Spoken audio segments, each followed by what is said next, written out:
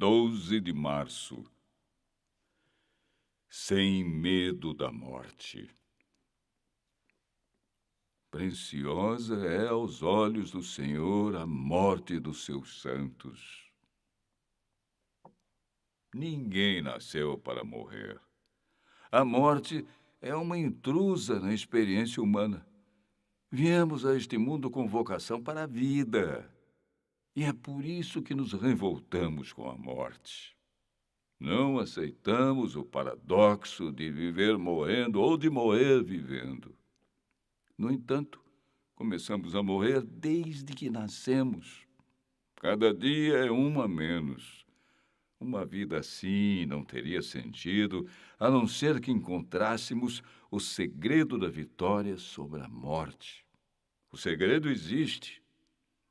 O salmista afirma no verso de hoje que a morte, horrenda, terrível e cruel como é, pode ser preciosa aos olhos do Senhor. Qual a mensagem de Deus para você hoje? Por que a morte pode ser preciosa aos olhos de Deus? De que morte está falando o salmista? A quem está se referindo? O texto é claro. Aqui se fala da morte dos santos. Santidade, no sentido bíblico, não significa ser isento de pecado, mas andar com Deus e viver para Ele. A experiência de santidade é uma experiência de vida diária. É um andar permanente.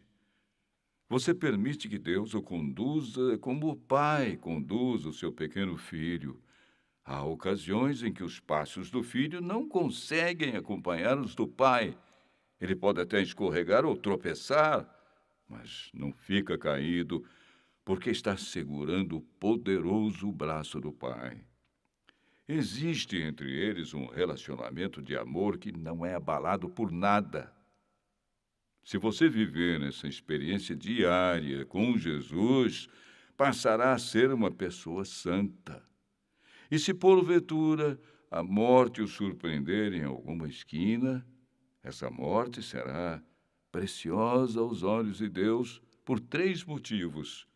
Você estará livre das aflições deste mundo, dormirá em paz até a volta de Cristo e finalmente ressuscitará para a vida eterna. Por que ter medo da morte? A não ser que você esteja longe de Deus ou ele não passe de simples teoria para você. Nesse caso, a morte torna-se o fim de tudo. Ou, no melhor estilo do raciocínio humano, torna-se um grande mistério. Faça de hoje um dia de companheirismo com Jesus. Tenha certeza de que a morte dos sonhos, dos seres amados ou dos planos futuros, nada é diante da perspectiva de ressurreição, que significa vitória, porque preciosa é aos olhos do Senhor a morte dos seus santos.